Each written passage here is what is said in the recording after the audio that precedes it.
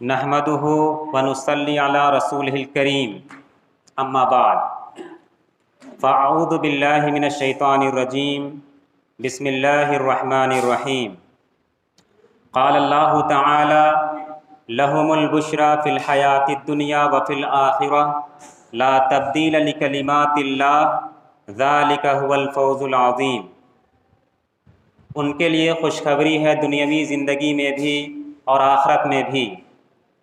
अल्लाह की बातों में कोई तब्दीली नहीं होती, यही ज़बरदस्त कामयाबी है। आज का मौजू यूनिफॉर्म सिविल कोड का निफाज दीनो दस्तूर दोनों के ख़िलाफ़। मोहतरम सामीन किराम, हिंदुस्तान मुख्तलिफ़ तहज़ीबों और मुतअद्दिद मज़ाहिब के मानने वालों का मुल्क है और बराबर यहाँ की ख़मीर में मज़हब शामिल रहा है। मुख्तलिफ़ मज़ाहिब के मानने वाले इस मुल्क में अपने मज़हब पर पूरी आज़ादी के साथ अमल करते रहे हैं।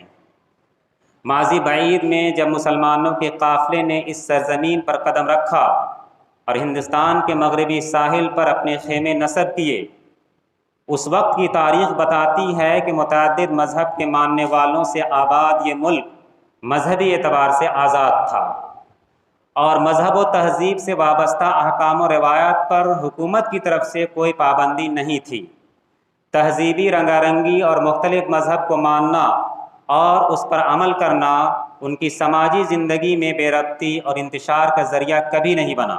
मुसलमान जो एक मुस्तकिल दीन और मुकम्मल तहज़ीब के साथ न सिर्फ़ इबादतों बल्कि शख्सी मामलात में भी कानूनी तौर पर आज़ाद रहे हैं, और इब्तदाई अहद की तारीख़ बताती है कि जहाँ हिंदू मामलात तो मसाइल के हल के लिए बरहमन मुतय्यन किए जाते थे, मुसलमानों के मामलात मुस्लिम काजियों के ज़रिए तय पाते थे। हिंदुस्तान में एक अरसे तक मुस्लिम हुकूमत कायम रही। उस ज़माने में भी मुस्लिम आबादी के लिए उनकी इबादतों के निज़ाम और शख्सी कवानीन बहाल रखे गए और मुख्तलिफ़ मज़हब के मानने वालों के मामलात उनके मज़हब के मुताबिक तय किए जाते रहे।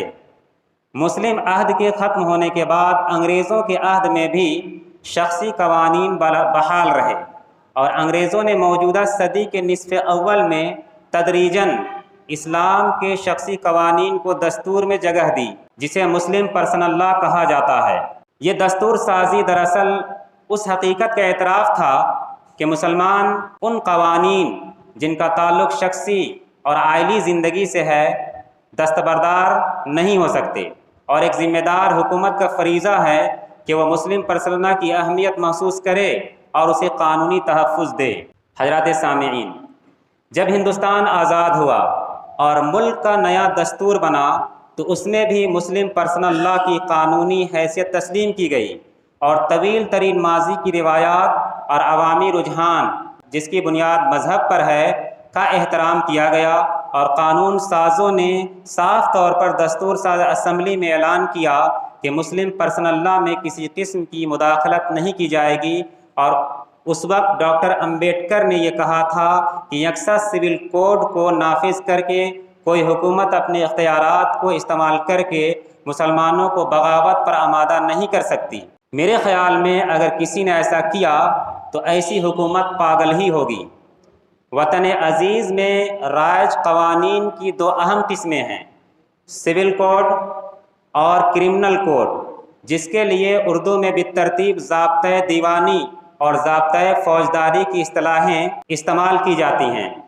दूसरी किस्म ज़ाब्ता फ़ौजदारी के अंदर जराइम की सज़ाएँ और बाज़ इंतज़ामी उमूर से मुताल्लिक़ कवानीन आते हैं, मसलन किसी जुर्म पर क्या सज़ा दी जाएगी और मुजरिम के लिए क्या उसूल व ज़वाबित होंगे और इंतज़ामी तौर पर किस किस्म के इक़दामात हुकूमत करेगी।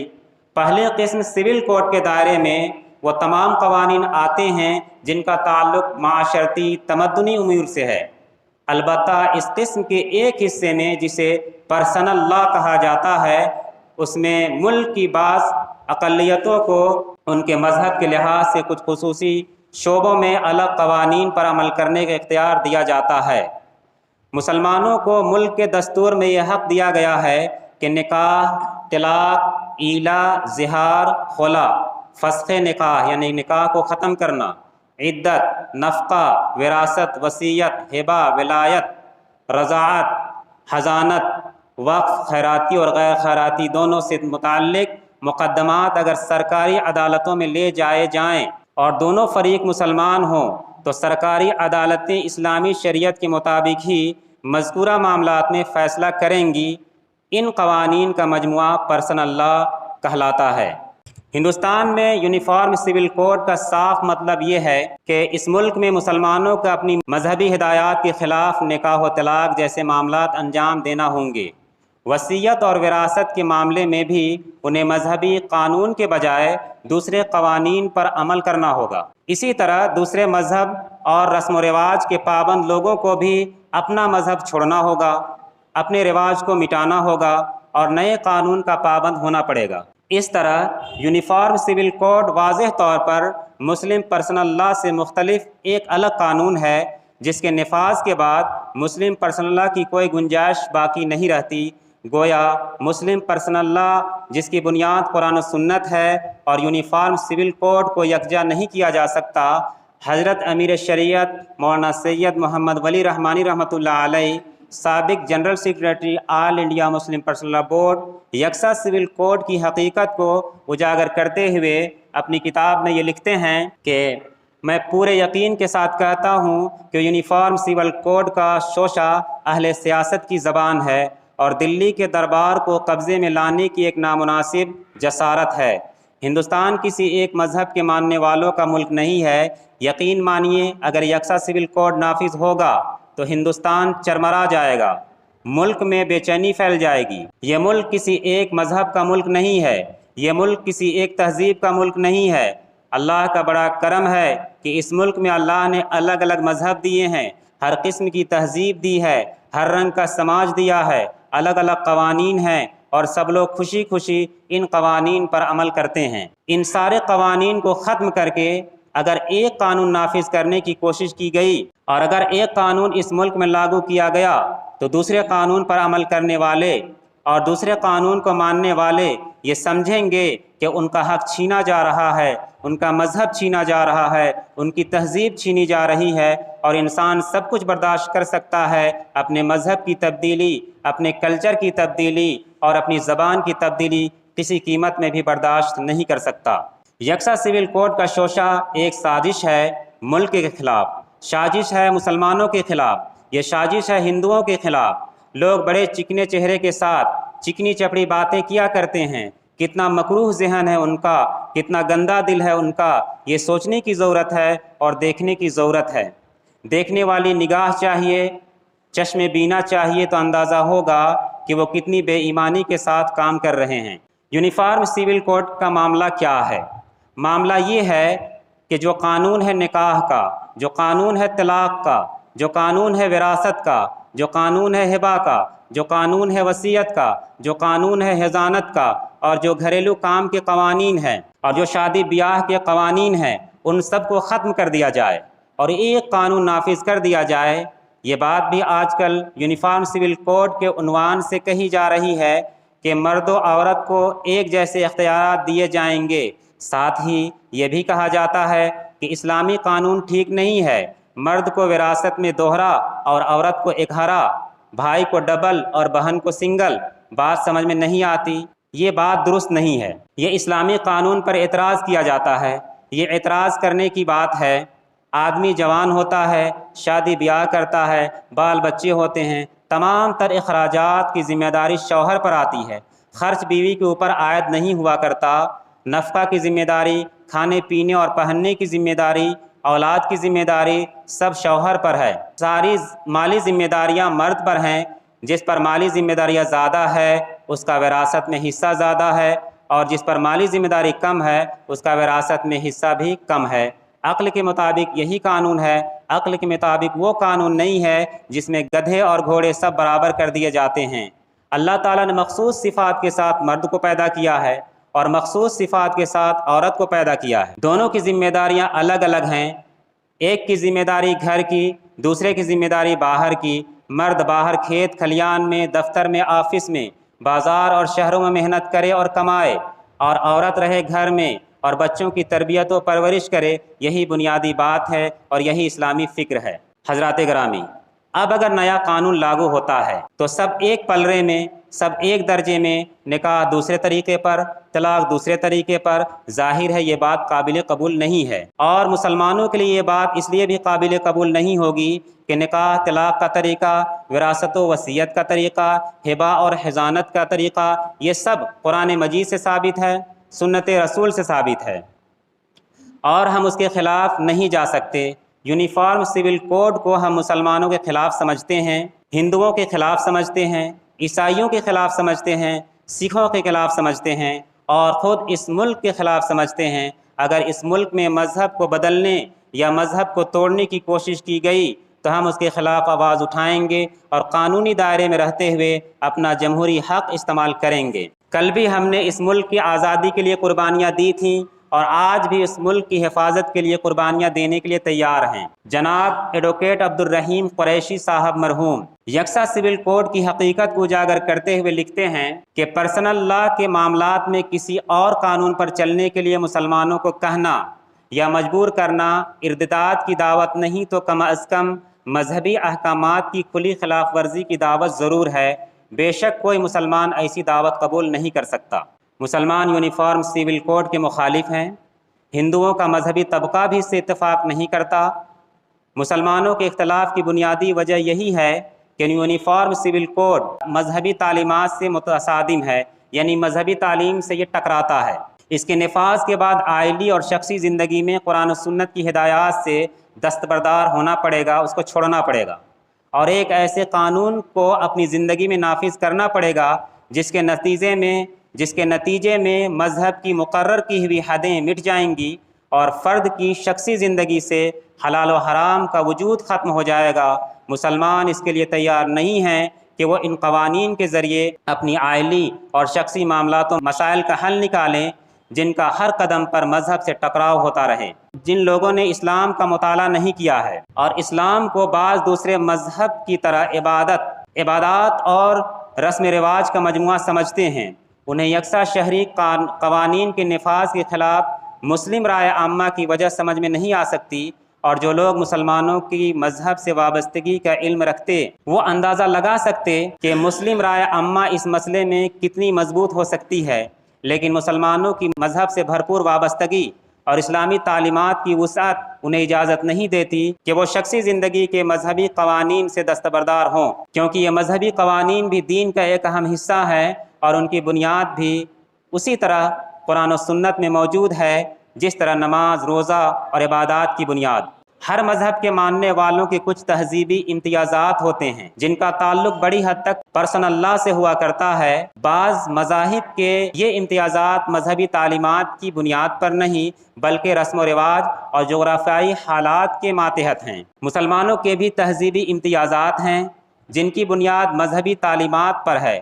مسلمان آمادہ نہیں ہیں کہ وہ تہذیبی امتیاز سے دستبردار ہوں۔ اس کی وجہ یہ نہیں ہے کہ مسلمان بلا وجہ امتیازی نقطہ نظر یا علیحدگی پسندی کا جذبہ رکھتے ہیں، وجہ یہ ہے کہ تہذیبی امتیاز مذہبی تعلیمات کی بنیاد پر ہے۔ یوں بھی تہذیبی رنگا رنگی اور عائلی زندگی کے طور طریقوں کی جداگانہ نوعیت کا نتیجہ علیحدگی پسندی نہیں ہوا کرتا۔ علیحدگی پسندی قومی معاملات سے بے تعلقی، مشترکہ سماجی ربط کی کمی، رفاہی کاموں سے دوری کی شکل میں سامنے آتی ہے۔ مسجد میں نماز نہ پڑھنے والا ہندو، مندر میں پوجا نہ کرنے والا مسلمان، گرنتھ صاحب پر عمل نہ کرنے والا عیسائی اور بائبل کے مقدس تعلیمات کو اپنے لیے غیر ضروری سمجھنے والے سکھ کو کبھی علیحدگی پسندی نہیں کہا جا سکتا، کیونکہ ہر ایک اپنے مذہب پر عمل کر رہا ہے۔ یہ بات بھی ذہن میں رہنی چاہیے کہ اس ملک میں مختلف قسم کی قوم آباد ہیں اور ان کا الگ الگ زندگی گزارنے کا طریقہ ہے۔ اس ملک میں دلت بھی ہیں، ان کا طریقہ، ان کا رواج، ان کے یہاں کے کسٹمز دوسرے ہیں۔ اس ملک میں بہت بڑی آبادی پہاڑیوں کی ہے، ٹرائبل کی ہے، ان کے کسٹمز الگ ہیں، ان کے یہاں رواج الگ ہیں، اور وہ اس بات کے لیے تیار نہیں ہیں کہ اپنے رسم و رواج کو چھوڑ کر سرکار کے متعین کیے ہوئے رسم و رواج کی پابندی کریں۔ اس ملک کے اندر پوربی علاقوں میں 6-7 اسٹیٹس ایسے ہیں جن کا مذہب دوسرا، جن کی تہذیب دوسری، جن کا رواج دوسرا، جن کے طور طریقے الگ، اگر یکساں قانون لایا جائے گا تو یقین مانیے اس ملک میں بے اطمینانی اور بدامنی پھیل جائے گی، اور اگر کسی ملک میں بے اطمینانی اور بدامنی پھیلتی ہے تو اس ملک کی سالمیت پر اثر پڑتا ہے۔ اس لیے موجودہ حالات میں ہماری ذمہ داری ہے کہ ہم بیدار رہیں، ہوشیار رہیں، تیار رہیں ان ساری کوششوں کے خلاف جو ملک کو بانٹنے کے لیے کی جا رہی ہیں یا جو دین کو مٹانے کے لیے کی جا رہی ہیں۔ ان ناگفتہ حالات میں ہماری بیداری، ہماری چوکسی، ہماری ہمت اور ہمارا حوصلہ ملک کو صحیح سمت دینے کے لیے کافی ہے۔ اس کے ساتھ ہی ہم اپنے پڑوسیوں کو بھی سمجھائیں، اپنے وطنی بھائیوں کو بھی سمجھائیں کہ اس ملک کو غلط سمت میں لے جایا جا رہا ہے، غلط رخ پر ڈالا جا رہا ہے، اس ملک میں لوگوں کو آپس میں بانٹنے کی کوشش کی جا رہی ہے۔ اس لیے ہماری ذمہ داری ہے کہ ہم ایسا ماحول بنائیں کہ ہر کوئی اس ملک میں امن و سکون کے ساتھ، خوشحالی کے ساتھ زندگی بسر کرے، چاہے وہ کسی مذہب کے ماننے والے ہوں، کسی تہذیب پر عمل کرنے والے ہوں، کسی رسم و رواج کے پابند ہوں۔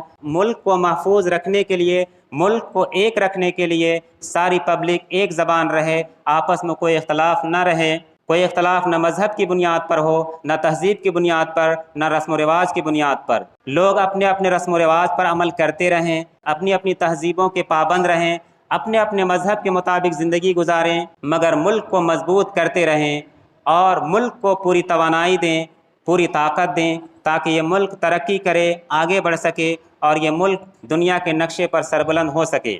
حضرات، آپ سب کے علم میں ہے کہ حالیہ دنوں میں ہمارے ملک میں یکساں سول کوڈ نافذ کرنے کے لیے اقدامات تیز کر دیے گئے ہیں، اور الگ الگ مذاہب اور تہذیبوں کے اس ملک کو یونیفارم سول کوڈ کے ذریعے مذہبی اور تہذیبی آزادی سے محروم کرنے کی کوشش کی جا رہی ہے۔ اسی سلسلے میں لا کمیشن آف انڈیا نے ملک کے شہریوں سے یکساں سول کوڈ کے بارے میں رائے مانگی ہے۔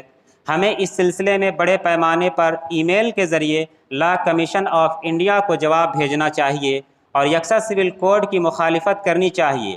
All India Muslim Personal Law Board نے اس سلسلے میں ایک پورا سسٹم بنایا ہے جس کے ذریعے آسانی سے ای میل کیا جا سکے اور زیادہ سے زیادہ لوگ یکساں سول کوڈ کی مخالفت میں جواب درج کرا سکیں۔ یہ بات بھی واضح رہے کہ All India Muslim Personal Law Board نے ملک کے حالات کے پیش نظر یہ فیصلہ کیا ہے کہ ابھی ہم لوگوں کو یکساں سول کوڈ کے سلسلے میں صرف اپنا جواب داخل کرنے اور اس کی مخالفت کرنے تک محدود رہنا چاہیے۔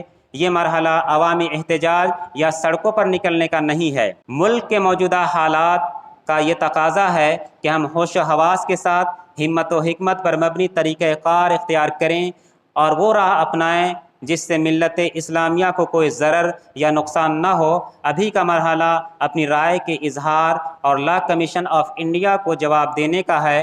All India Muslim Personal Law Board نے اس سلسلے میں ایک لنک بھی تیار کیا ہے اور QR کوڈ بھی بنایا ہے۔ یہ لنک اور QR کوڈ بڑے پیمانے پر social media desk All India Muslim Personal Law Board کی جانب سے عام کیا جا چکا ہے۔ تمام لوگوں کو اس لنک یا QR کوڈ کو استعمال کر کے ای میل کے ذریعے اپنی رائے ضرور دینی چاہیے۔ تمام مصلیان کرام سے گزارش ہے کہ اگر اب تک انہوں نے ای میل نہ کیا ہو تو مسجد میں اسٹیکر لگایا گیا ہے، اسے اسکین کر کے اس پر جواب بھیج دیں۔ QR کوڈ یا لنک استعمال کرنے کا طریقہ بھی آپ باہر کھڑے نوجوانوں سے سمجھ سکتے ہیں۔ سارے نوجوان اس کو سمجھے ہوئے ہیں۔ اللہ تعالیٰ ان مشکل حالات میں ہم سب کا حامی اور ناصر ہو، ملت اسلامیہ ہندیہ کی حفاظت فرمائے۔ والسلام علیکم ورحمۃ اللہ وبرکاتہ، وآخر دعوانا الحمد للہ رب العالمین۔